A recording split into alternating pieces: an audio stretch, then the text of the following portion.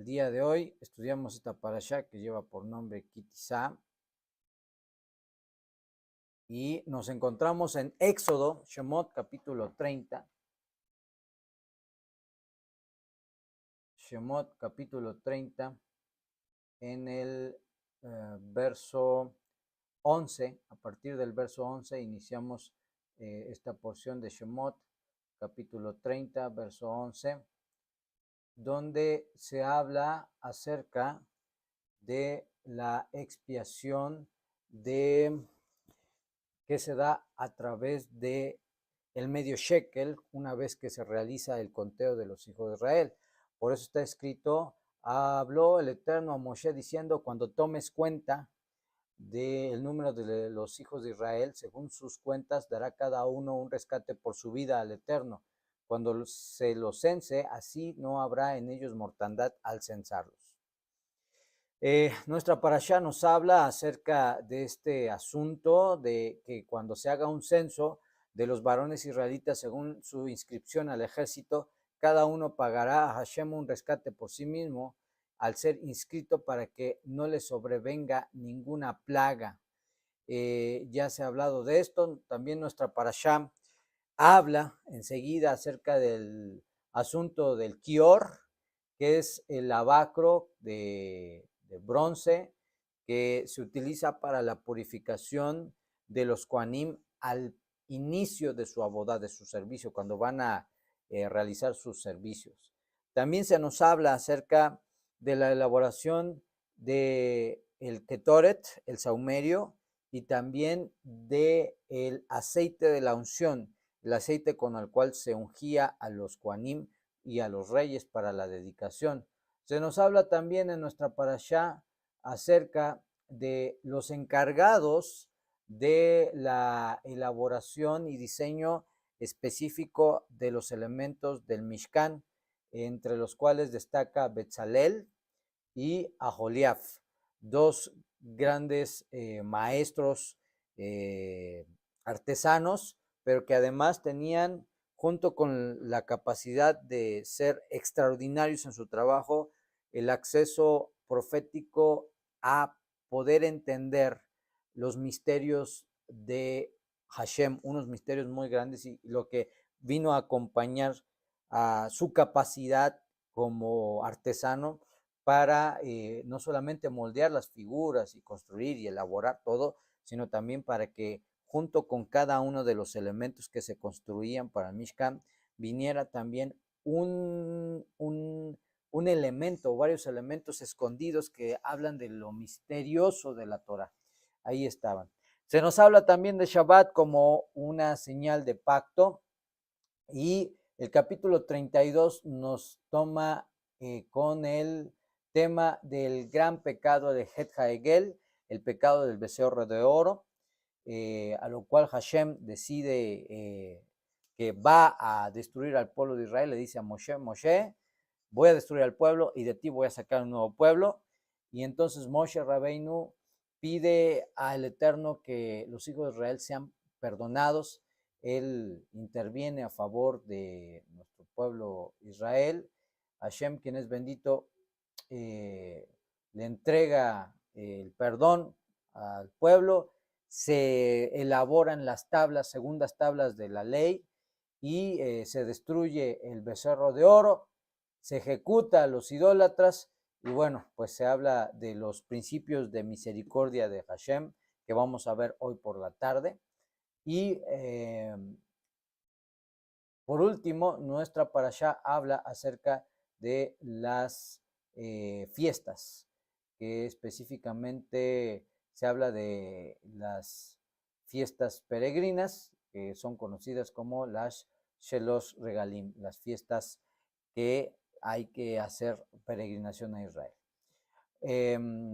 A eso es lo de contenido de nuestra parashá. Realmente hay una gran cantidad de información en nuestra parashá, así que vamos a tratar de aprovechar bien el tiempo. Así que Shabbat Shalom a todos.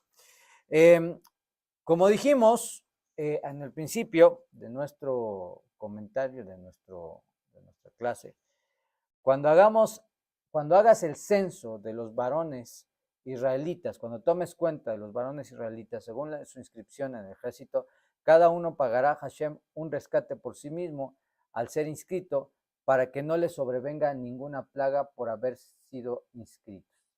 De aquí aprendemos varias cosas y vamos a recordar varias cosas. Ya hemos dicho en otras ocasiones que la Torá no fue escrita en forma cronológica, no fue escrita en forma cronológica, sino que la porción que estamos estudiando ahora fue escrita antes de la narración del pecado del becerro de oro. Pero en realidad el pecado del becerro de oro, que está más adelante en los versos que acabamos de revisar, en el capítulo 32, en el capítulo 32, hasta el capítulo 32 se empieza a narrar el asunto del pecado del becerro de oro. Pero lo que es la parashá, al principio de la parashá Kitizá, la parashá de la semana pasada, todas esas parashiot que empezamos a hablar acerca de la elaboración de los elementos del Mishkan, del tabernáculo, van después. Todas estas instrucciones van después del asunto del pecado del becerro de oro. La Torá pone todo lo que es la elaboración de los elementos del Mishkan y luego el pecado del becerro de oro por una razón. La razón es que se utilizan varios de los elementos del Mishkan, la construcción y elaboración de los elementos del Mishkan, con el fin de expiar el pecado del becerro de oro. De modo que la Torá en muchas partes no lleva un orden cronológico. Primero se da el evento del Het Haigel, o el pecado del becerro de oro, y luego Hashem le dio los detalles para la construcción del Mishkan, incluida la parashá que estamos estudiando esta semana. Así, las dos porciones anteriores, junto con esta, en realidad son eventos posteriores a la narración del becerro de oro. Así que debemos asumir que la colecta del medio shekel que se realiza luego del pecado del becerro de oro. Y por lo tanto podemos entender lo que está escrito. El medio shekel para expiar, el medio shekel para expiar por vuestras vidas. Cuando tomes, dice la Sagrada Torá, cuando tomes el número de los hijos de Israel según sus cuentas, dará un rescate de su vida al Eterno, un rescate por su vida al Eterno. Cuando se les cence, así no habrán ellos mortandad. Y por eso está dicho, para expiar por vuestras vidas. En hebreo dice, lekaper al nashoteihem. De esta porción existen varias opciones interesantes de interpretación. La primera es la siguiente. Los Bene Israel, o los hijos de Israel, entregaban el medio shekel, y esto servía como una expiación para que cuando fueran a la guerra no perdieran su vida como resultado de la kelalá, de la maldición que se había activado en el pueblo de Israel por causa del pecado del becerro de oro. Cuando se dio el asunto del becerro de oro, los Bene Israel se impregnaron, por decirlo así, se ensuciaron o se afectaron espiritualmente por la inmundicia del Het Haegel, del becerro de oro. Por lo tanto, al tener esa marca en su alma, cuando iban a la guerra, esa marca les hacía tener la condición de que el ángel de la muerte los tocara por tener esa marca. Y por eso está dicho, cuando tomes el número de los hijos de Israel según sus cuentas, dará cada uno rescate por su vida. De esta primera interpretación se enseña que este medio shekel se entrega como una terumá, como una sedacá, a fin de pagar o limpiar o expiar la mancha, la deuda y la afectación que vino por causa del pecado del becerro de oro. Por eso está dicho, para que así no habrá en ellos mortandad al censarlos. ¿De dónde sabemos que esto tiene que ver con el que vayan a la guerra? Porque cuando dice, cuando tomes el número de los hijos de Israel, de los Bené Israel, siempre que se hace un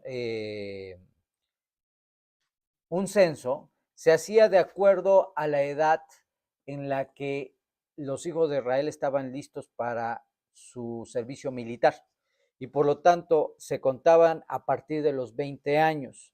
A partir de los 20 años, todos los varones mayores de 20 años que ya contaban para la guerra eran responsables de dar cada uno por su rescate el medio shekel.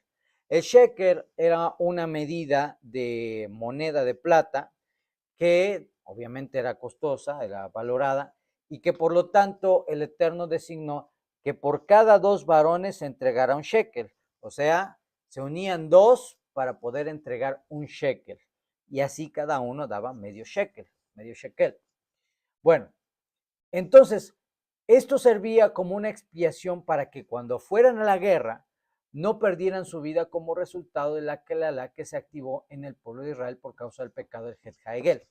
Esto es muy interesante porque nos muestra que cuando una persona por alguna razón ha tenido una afectación, se ha ensuciado, se le ha impregnado algún elemento negativo resultado de una verá, de un pecado, ciertamente el arrepentimiento y la teshuvá son muy importantes, pero también aquí viene el principio de hacerse de acá como un medio de protección para que la vida sea preservada.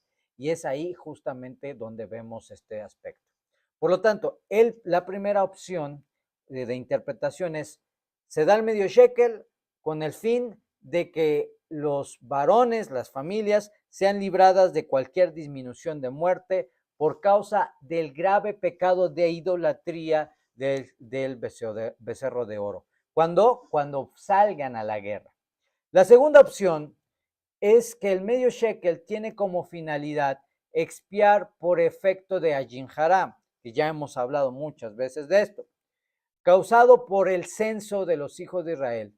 Cuando Hashem les ordena que sean censados, ya hemos explicado que todo lo que está sujeto a ser contado también está sujeto a una disminución y por tal razón el censo podría desencadenar por sí mismo una disminución en la población de los varones hebreos que son mayores de edad contados para la guerra. De todo, absolutamente todo lo que es contado, contamos dinero, contamos los animalitos, etcétera, contamos el ganado, todo lo que es contado, una vez que la persona lo cuenta, se hace de alguna forma sujeto a la fuerza de la yinjara. La yinjara es una fuerza negativa espiritual que se activa cuando la persona hace, bueno, entre otras cosas, hace un conteo de cuántas monedas tiene, cuántos recursos tiene, cuántas personas, con cuánta gente cuenta, etcétera. ¿Por qué se activa esta fuerza negativa de Ajin Hara? Porque este conteo, el acto de contar lo que tienes, si bien es necesario, a veces es necesario contar el dinero, a veces es necesario contar tus bienes, a veces es necesario contar a tu familia, a veces es necesario contar a la comunidad por alguna razón. Bueno, cuando se cuenta esto, se activa el Ajin Hara por razón de que eventualmente, aunque es un acto común contar las cosas, el que contemos las cosas es un mensaje de falta de muná, toda vez que la persona cuenta, literalmente, cuenta con lo que cuenta. En otras palabras, toma el número de el dinero con lo que él cuenta y por lo tanto, cierto nivel de confianza se establece en el dinero que tiene o en las personas que le acompañan o en los objetos que tiene bajo su autoridad. Entonces, cuento con tanto para comprar la casa, ya hice cuentas y vamos a comprar la casa en mayo, ¿verdad, Hashem? Y cuento con tanto para poder comprar la casa, o cuento con tanto para poder comprar el coche, o cuento con tanto para que podamos ir de vacaciones, o cuento, ¿sí me entienden? Entonces la persona cuenta el dinero e inmediatamente cuando dice tenemos X cantidad de dinero, esa expresión y ese conteo eventualmente podría expresar una forma en la que el hombre, la persona, está poniendo su confianza en aquello con lo que cuenta. El dinero, la plata, la casa, la gente, etc. Y al ser así, aunque es necesario que nosotros, por administración, por orden, contemos las cosas, aún así se activa esta fuerza del Yetzer Hará que tiene el potencial de disminuir aquello que contamos. Llámese el dinero, lo aleno, llámese los bienes, llámese lo aleno, Dios no lo permita, la familia, llámese cualquier cosa que sea contada. Y es así como se activa. De modo que cuando los hijos de Israel son censados, porque está dicho, cuando tomes el número de los hijos de Israel, cuando censes a los hijos de Israel, según sus cuentas, dará cada uno rescate por su vida. En otras palabras, vas a separar una sedacá por aquello que es contado. De cada vez que tú cuentes algo, haz una sedacá. Entonces, ya sea en el caso del pecado de Het Gaegel, ya sea en el caso de la cuenta por el Ayin Hará, lo cierto es que se activa una kelalá, una disminución por causa ya sea del pecado del Het Haegel, de la idolatría, o también por el poner la confianza en lo que tienes más que en el Creador. Estamos claros que cuando se comete un pecado, esto trae consigo una maldición, una disminución en forma inmediata.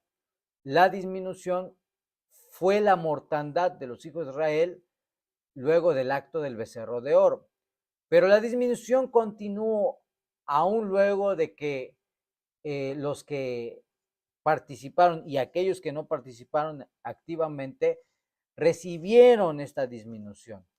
Algunos murieron inmediatamente por la adoración al becerro de oro, pero otros iban a morir en las guerras. Ya habían sido declarados juicios duros en contra de aquellos hebreos que tal vez no adoraron abiertamente al becerro, pero que participaron abiertamente en la construcción del becerro o inclusive no se opusieron a la construcción del becerro. Y al no oponerse, esto les hacía partícipes de la disminución.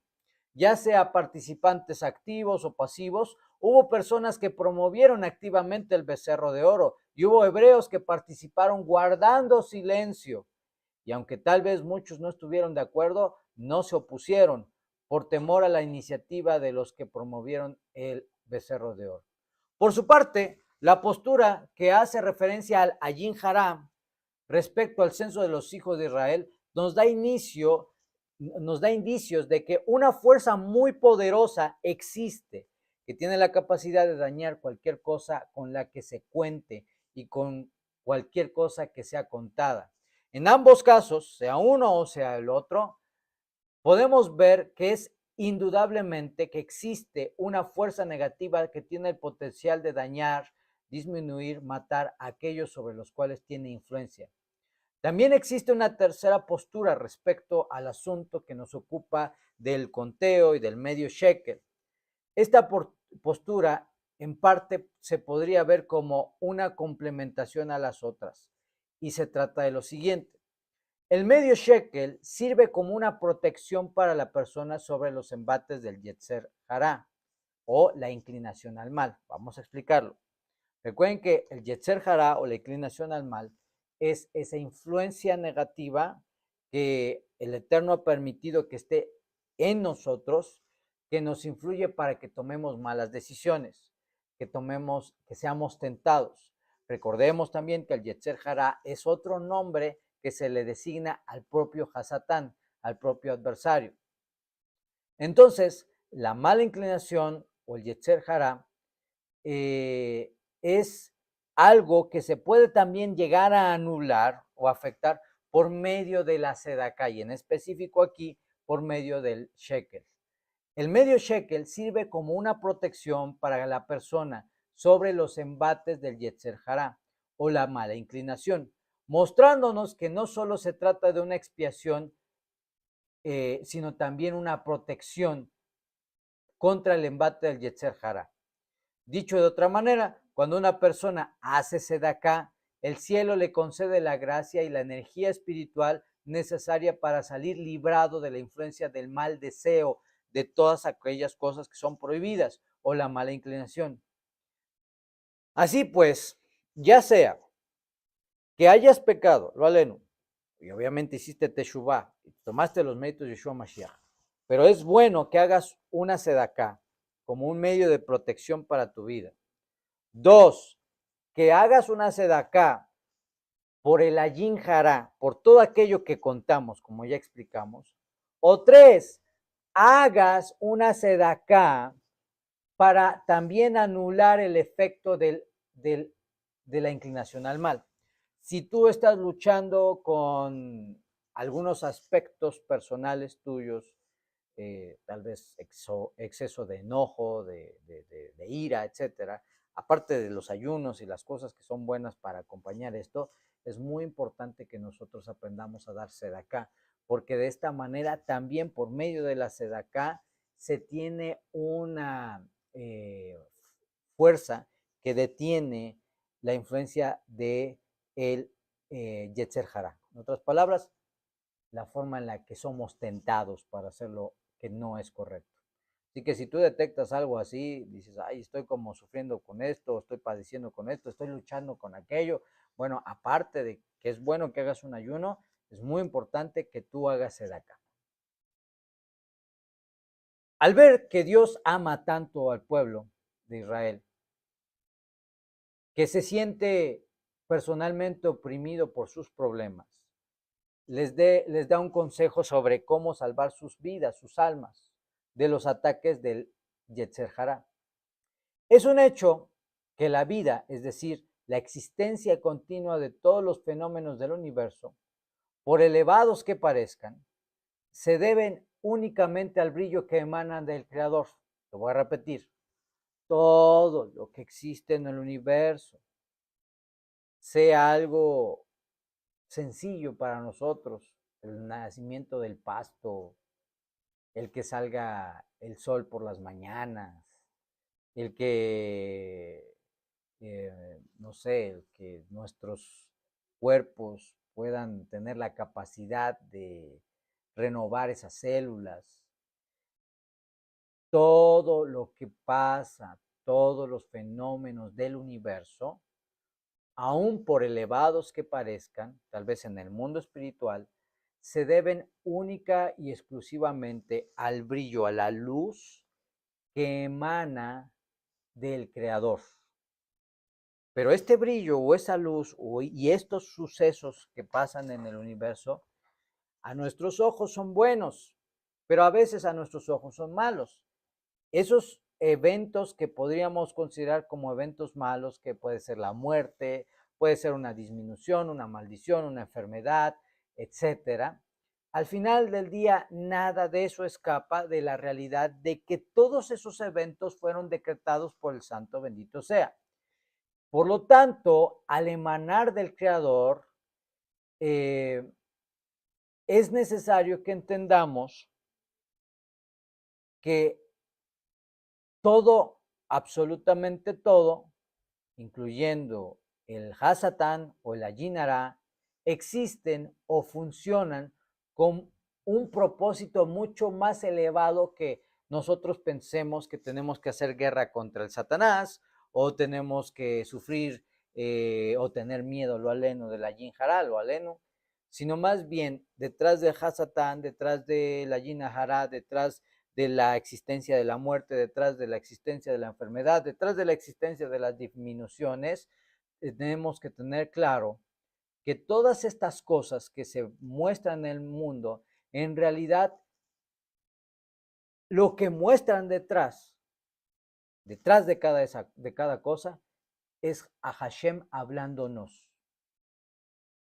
Es Hashem hablándonos.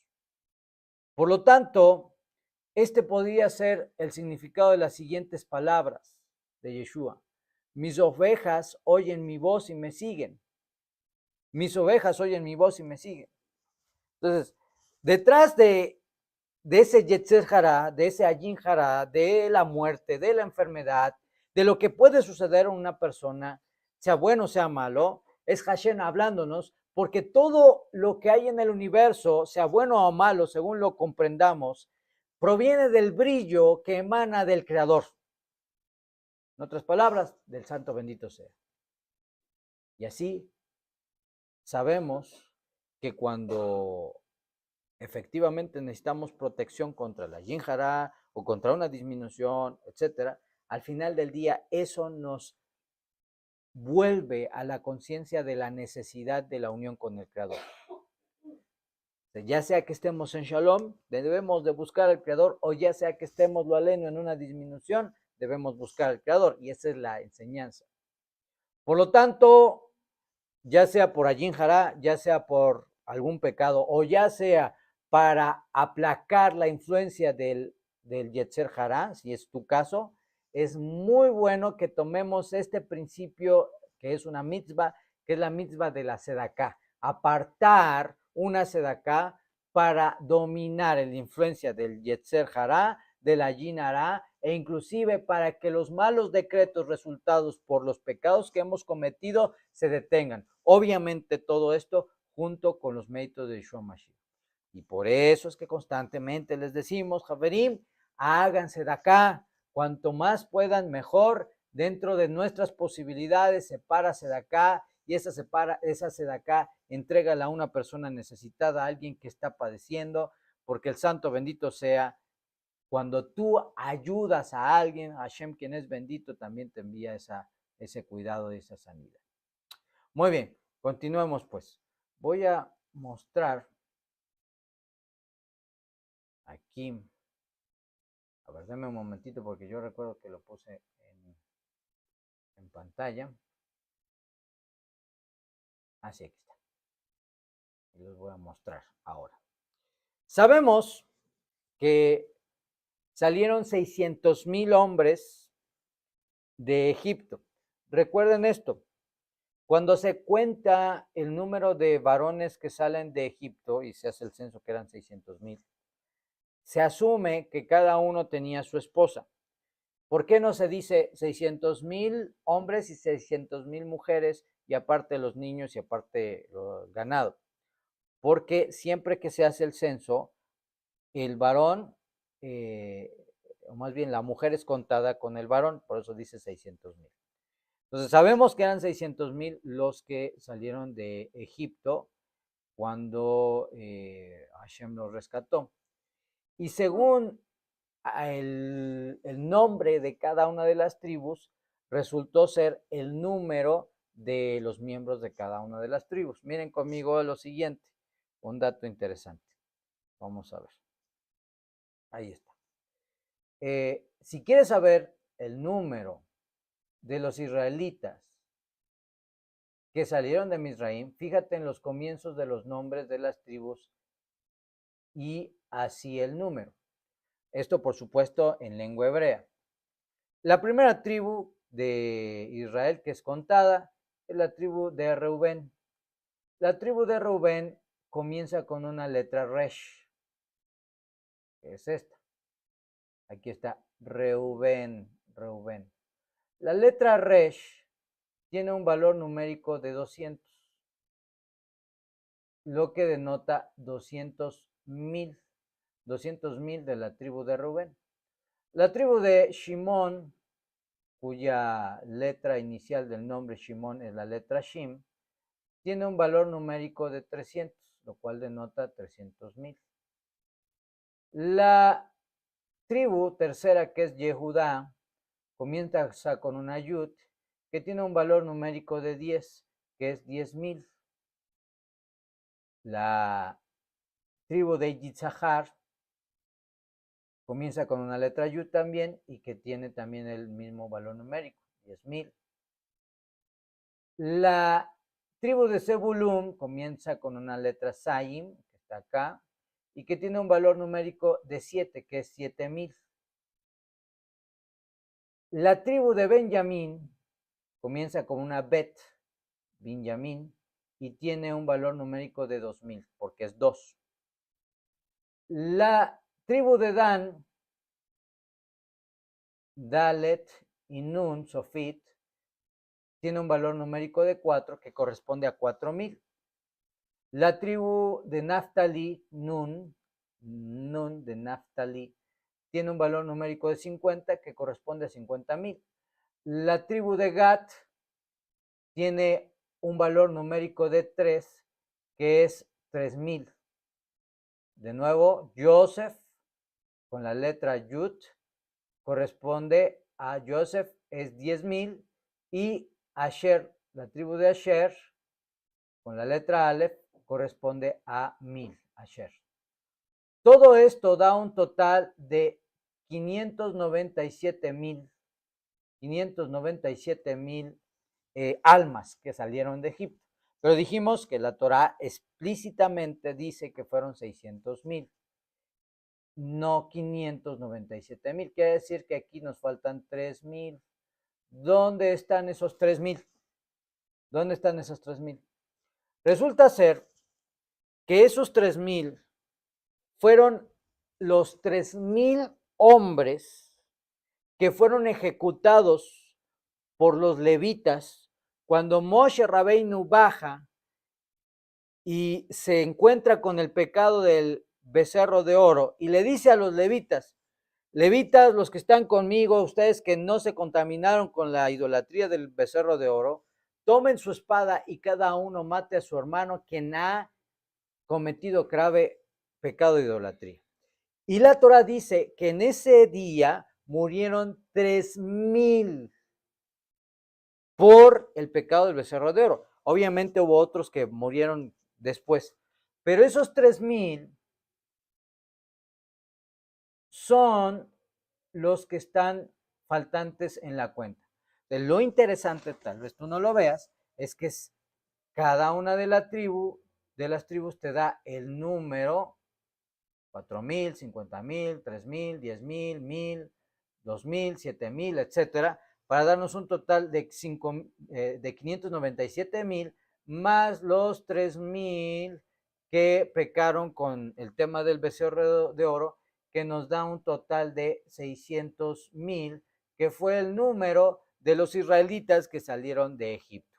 Y esto es impresionante. ¿Por qué? Porque esto surge de cada una de las letras de los nombres de los hijos, o más bien de las tribus de Israel, y que confirman matemáticamente el número, pero también la relación profética o de interpretación que hay entre la matemática como tal y las letras hebreas y los nombres de las tribus de Israel. Vamos pues a continuar.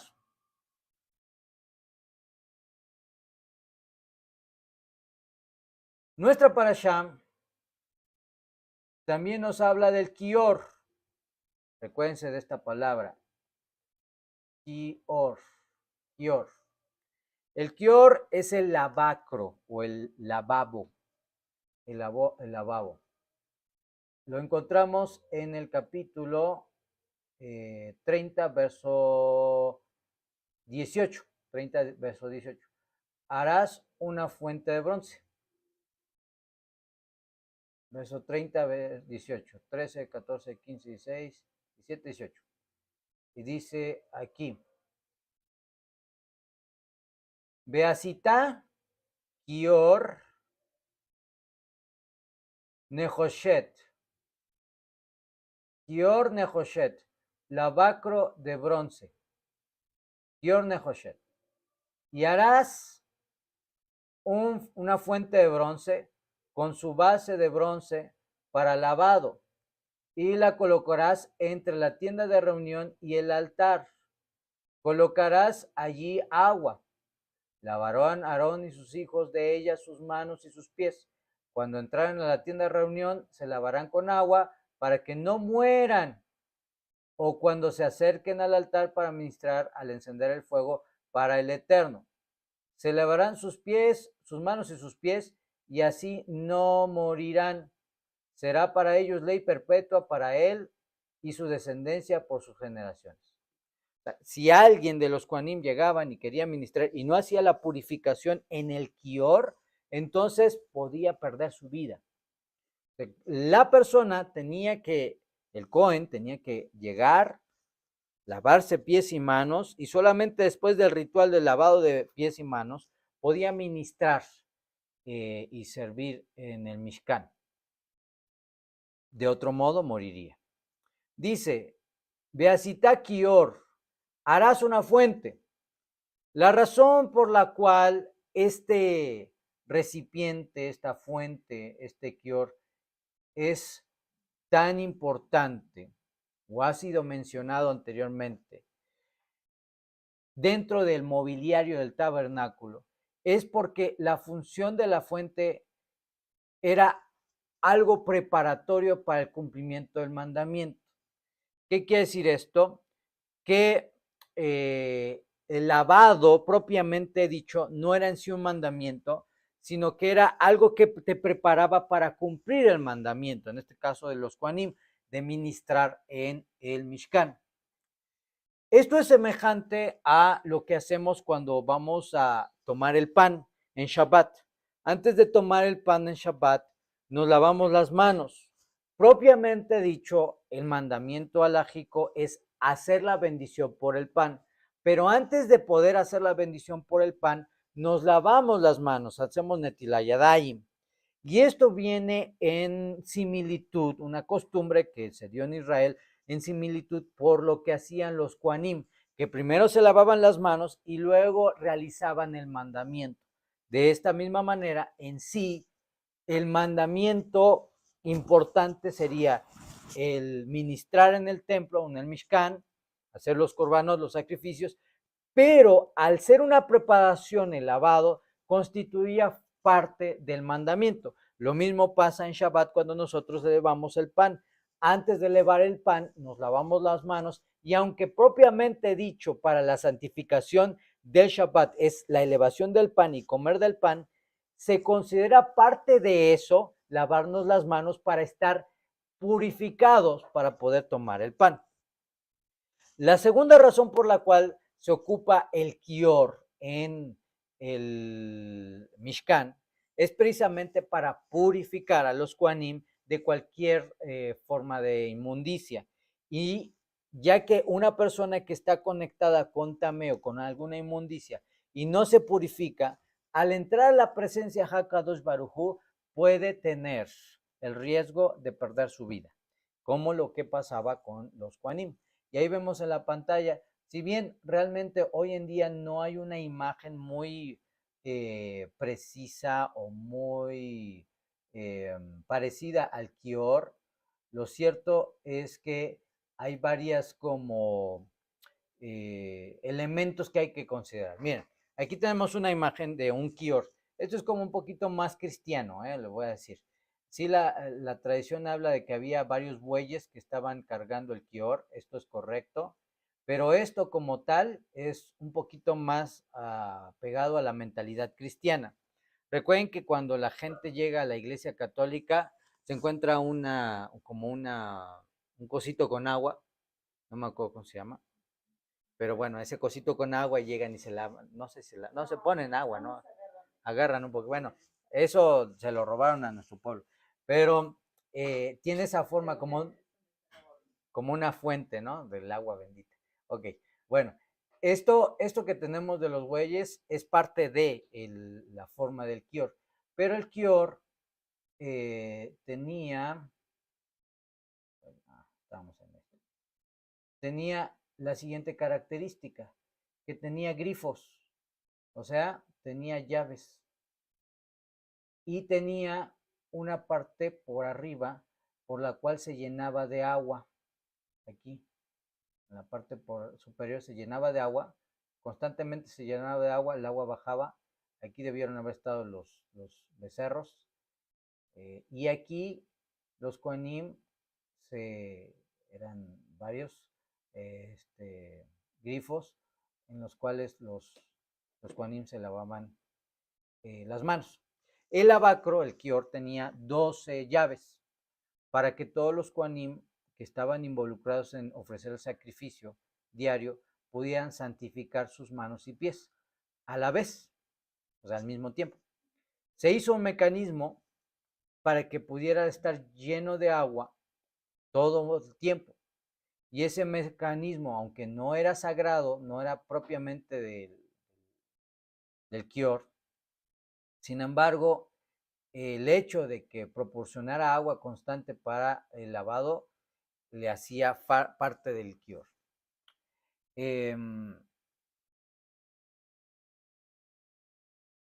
Por lo tanto, el Kior era un vaso sagrado, santificado, y todo lo que se santifica por un vaso sagrado queda santificado. De aquí provenía, ahora sí, lo que debe de ser, una agua bendita, que podemos decir Mayim Kedoshim. ¿Cómo? Mayim Kedoshim. Mayim Kedoshim. Agua bendita. Es decir, agua que se ha vuelto santa por estar en la fuente. ¿Cuál fuente? El Kior. El agua fue sacada de la fuente porque estaba hecha de los espejos de cobre de las mujeres que se habían reunido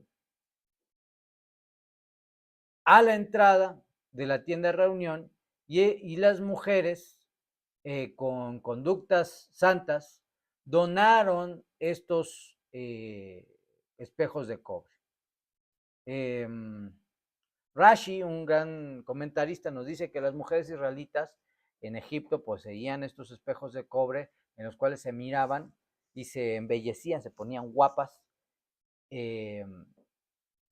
con el fin de que cuando llegaran sus esposos pudieran ser aceptadas, a pesar de que venían los esposos en la esclavitud, cansados, tal vez hasta golpeados por la esclavitud.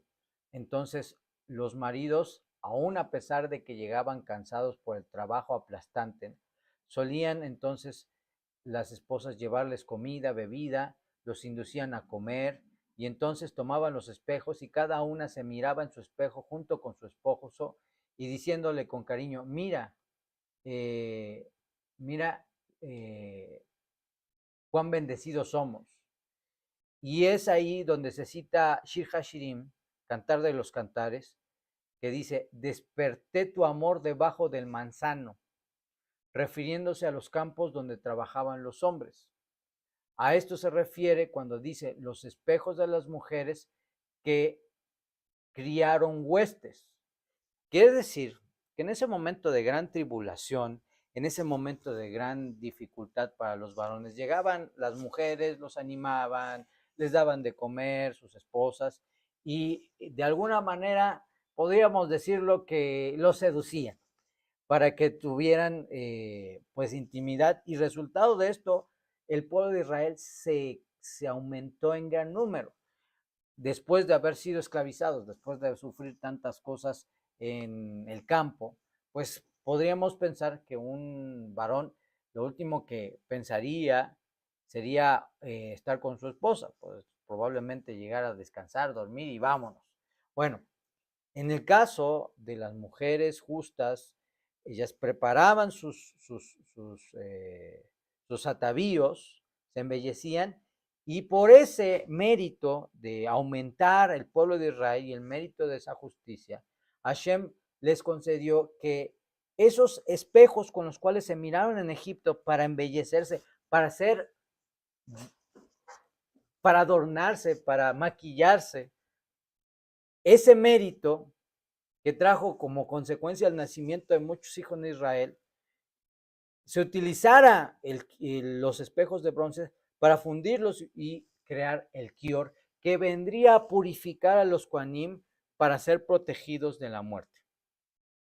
Lo que nos muestran varias cosas. La primera cosa importante que nos muestra es cuán importante es la protección y bendición que le da una esposa a su esposo. Segundo, nos muestra cuán importante es el mérito de una mujer justa que inclusive aún en este caso que se podría ver por muchos grupos religiosos como algo vano, como es que se ponga guapa para su esposo, puede traer santidad y puede traer la, la, el mérito para beneficio de nuestro pueblo, inclusive protección contra la muerte. Protección contra la muerte. Lo que nos habla cuán importante es este tema.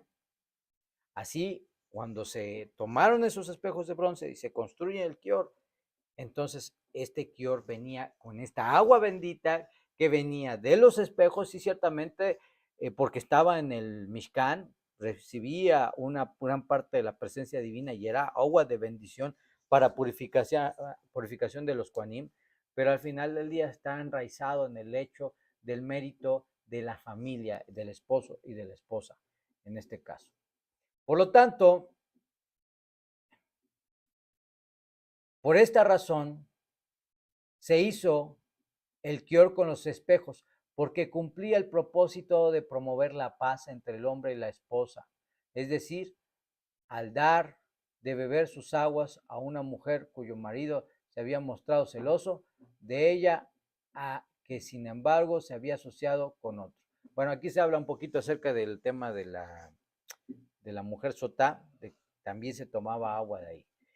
Bueno, entonces el Kior no solamente se trataba de un elemento importante del Mishkan, sino traía un mérito y un sehut, como ya dijimos, de todos los elementos del Mishkan, de donde podemos entender que el Kior también representa la Shalom Bait, la paz familiar y por lo tanto la bendición. De años pasados rescatamos esta información y por ejemplo la palabra Kior tiene el valor numérico de 236 y ese valor numérico de 236 es igual a la palabra Valleker, Ledaber, Kearie y Llevarejeja, que es te bendigan, un león, hablaré y reconoció. Son palabras eh, diversas que tienen el mismo valor numérico. Pero entonces aquí podemos encontrar que Kior está relacionado con que te bendiga el Eterno. Y por lo tanto hay una relación entre el lavado, entre el abacro, el acto de los Koanim, el mérito de las mujeres y la bendición por el propio valor numérico, que te bendiga. Así pues, un yehudí tiene la costumbre todos los días de hacer Netilaya Dayim por la mañana. Por la mañana hay varias razones. Una razón por las cuales se hace Netilaya Dayim por la mañana antes de cualquier cosa es porque se dispone una persona temerosa del Eterno, sí a iniciar su día, pero a iniciar su día sirviendo a Hashem. Y en una similitud con los Koanim, un Yehudí o inclusive un justo de las naciones que así lo quiera hacer y lo quiera adoptar, antes de lavarte los dientes, antes de cualquier cosa, antes de cualquier palabra, tal vez cerca de tu cama, tal vez a un lado de tu habitación, tienes los recipientes de Netilah Yadayim, haces la bendición de Netilah Yadayim, te lavas las manos y ahora sí realizas tus oraciones. Y eso está relacionado con el servicio de los Koanim. Es una costumbre que viene de ahí. Y usted lo puede hacer todos los días. Es una costumbre judía y se puede hacer sin ningún problema. Y es una costumbre. Hay una razón mística por la cual se hace en el judaísmo y tiene que ver con el tema de la impureza que se desprende en el tiempo de la noche. Según algunas opiniones, en el tiempo de la noche, mientras la persona está durmiendo, supuestamente esta opinión, ciertos espíritus inmundos tocan las manos del hombre y la mujer y por eso es una de las razones por las cuales se hace Netilah Yadayim, para poder ahora, número uno, purificar nuestras manos y poder entrar a servir al Eterno. En ese sentido, eh, cuando nosotros iniciamos nuestro día y nuestra prioridad antes de cualquier cosa, sean nuestras oraciones, nuestro servicio a Hashem, es muy buena costumbre hacer Netilat Yadayim. Recuérdense cómo se hace Netilat Yadayim. Primero levantamos las manos al nivel del rostro, tenemos obviamente el recipiente donde se va a recibir el agua, se tiene el recipiente donde se vierte el agua y primero lavamos la mano derecha 3 veces, luego la mano izquierda 3 veces, escurrimos y listo, seguimos. Eso es Netilat Yadayim. Y eso es lo que podemos hacer. Bueno, vamos a continuar. Tenemos el Ketoret. El tema del Ketoret es muy importante. La Gemara nos habla acerca de los diferentes elementos del Ketoret. Vamos a ver, lo voy a poner aquí para que lo veamos.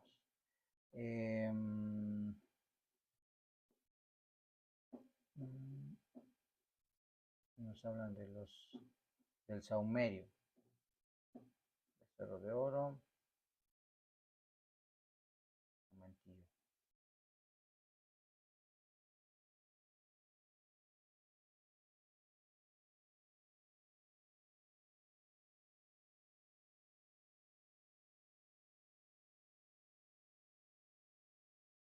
Déjeme ver, aquí tengo la cita.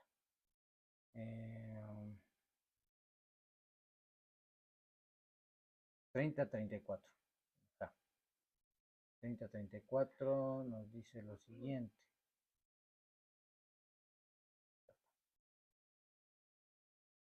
Vean cómo está escrito.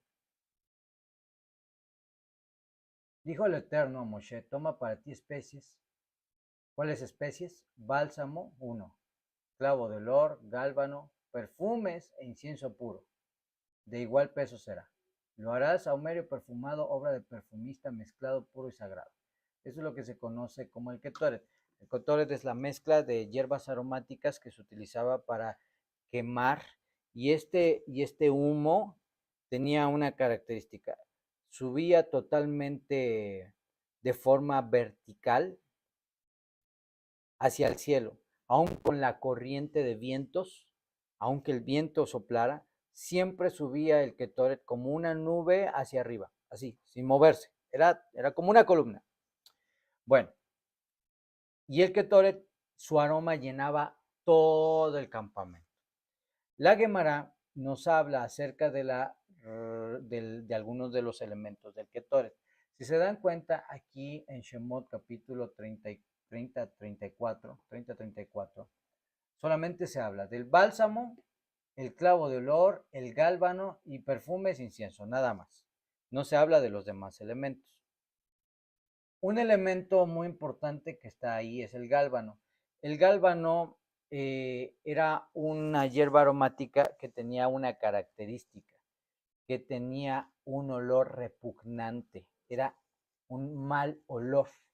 El gálbano es notado en la Torá, pero es un elemento que tenía un olor repugnante. Por lo tanto, había una naturaleza detrás de todo el Ketoret. Todos los demás elementos del Ketoret olían hermoso, salvo uno, el gálbano. Y el gálbano era mezclado entre todos. Llegaba un momento donde, a pesar de que el gálbano olía horrible, el olor del gálbano se perdía y solo el aroma hermoso de todas las demás especies aromáticas llenaban el ambiente. En consecuencia, esto nos deja una enseñanza. Cuando hay algo o alguien que está generando simbólicamente un mal olor por causa de alguna transgresión, siempre que no se desconecte de Israel en el proceso que hace Teshuvah, a pesar de que trajo ese mal olor, y el pueblo de Israel lo cobija, entonces el olor, o sea, el buen aroma, el buen mérito, las buenas acciones, la obediencia a Hashem, cubre completamente el mal olor del gálbano, o sea, del pecador, del transgresor. Y se convierte en un ambiente en el cual las oraciones son aceptadas por el Eterno. Por lo tanto, se nos habla de estos elementos: bálsamo, clavo de olor, gálbano, perfumes y demás. Sin embargo, la Gemara nos dice que hay 11 y hasta 12 elementos que componen el Ketoret. ¿De dónde se deduce que había este número de especies aromáticas? La Gemara responde: sí, así es. El versículo en realidad engloba las 12 especies aromáticas, porque no había necesidad de mencionarlas, toda vez que está prohibido reproducir el Ketoret por cualquier persona que no sea un Cohen, y está prohibido utilizar el Ketoret fuera del Mishkan. Entonces, si alguien tomara las especies aromáticas, las mezclara y diga, ya hicimos el Ketoret sin ser Cohen y estar fuera del Mishkan, entonces sería un grave pecado. Por esa razón, y como un cerco de protección, la Torah no las enlista todas, sino simplemente dice en general, y perfumes e incienso puro, hablando de las otras especies. Sin embargo, en la antigüedad había una familia sacerdotal conocida como la familia de Abtinaz. La familia de Abtinaz era una familia que había recibido la tradición de realizar el Ketoret. Era la única familia de los Kohanim que era la encargada de realizar el Ketoret. Nadie más de las familias de los Kohanim realizaba el Ketoret. Entonces, dice la tradición oral que cuando dice la Torah, perfumado con mirra e incienso con todos los polvos del mercader, con respecto al incienso de la casa de Abtinaz, esta es una de las especies que colocarían en ella. Y se habla de las diferentes especies que iban en el Ketoret. La casa de Abtinaz era una casa experta en la preparación del incienso, en la mezcla del incienso, que generaría un humo, una columna de humo, pero que además la casa de Abtinaz guardaban celosamente la fórmula del Ketoret. Entonces los sabios de Israel enviaron a los artesanos para preguntar a los expertos de Abtinaz cómo se realizaba el Ketoret, porque habían logrado tener un aroma parecido para que se pudiera seguir teniendo la fórmula y no se perdiera, pero había una característica que no podían reproducir a pesar de que se había reproducido el aroma, y era que el humo del Ketoret subía en forma vertical totalmente. Y entonces había consultado a expertos perfumistas, a grandes sabios, pero ninguno podía dar el secreto de cómo se hacía para que el humo subiera en una forma totalmente de columna. De modo que se investigó en varios momentos y se procuró que la familia de Abtinaz compartiera el secreto con el fin de que se preservara. Sin embargo, a pesar de que se mandó a pedir esto, los hijos de Abtinaz no quisieron compartir este secreto, y es uno de los secretos mejor guardados al respecto del Mishkan, cómo se realiza el Ketoret. El Ketoret, dentro de sus funciones, representa una forma de protección contra la muerte.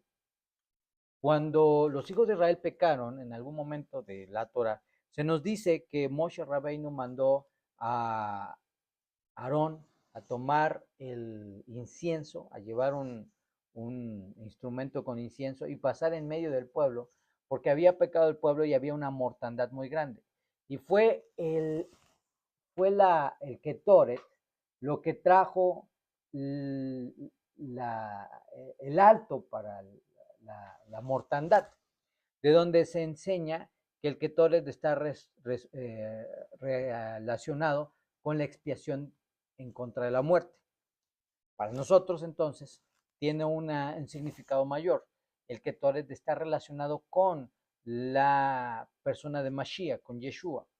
Pero también el Ketoret representa nuestras oraciones. Todo esto representa el Ketoret. Entonces, ¿qué pasa? Después de la destrucción del templo, después de la pérdida de la fórmula del Ketoret, ya no hubo la manera de reproducirlo. El pueblo de Israel hoy en día no sabe cómo huele, no sabe cómo se realiza, salvo que lo que estaba sucediendo en el Instituto del Templo. Y no se puede reproducir el Ketoret, que fue un asunto gravísimo, como lo fue la eliminación de los sacrificios. Sobre todo porque era un acto, el quemar el Ketoret, de gran bendición y de protección para el pueblo. Por esta razón, los sabios de nuestro pueblo decretaron que se debe de recitar el Ketoret en nuestras oraciones. Cuando el templo fue destruido, los maestros establecieron que una manera de reproducir el servicio del templo era mediante la descripción oral y la declaración de los eventos que se daban en el templo por medio de la voz humana. El Ketoret entonces representaría las oraciones de los justos y al propio Mashiach, que es el medio por el cual los juicios severos se pueden llegar a anular por medio del mérito de Mashiach.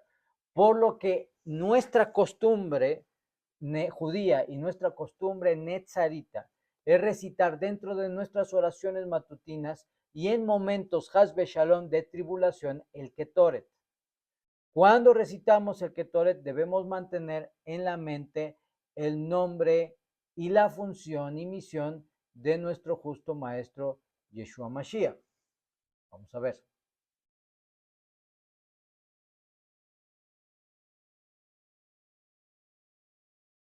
El Ketoret dice: tú eres el Eterno, nuestro Dios, delante de quien nuestros ancestros quemaban el saumerio de especies en la época cuando el santo templo existía, tal como lo ordenaste por medio de tu profeta Moshe, como está escrito en tu Torá.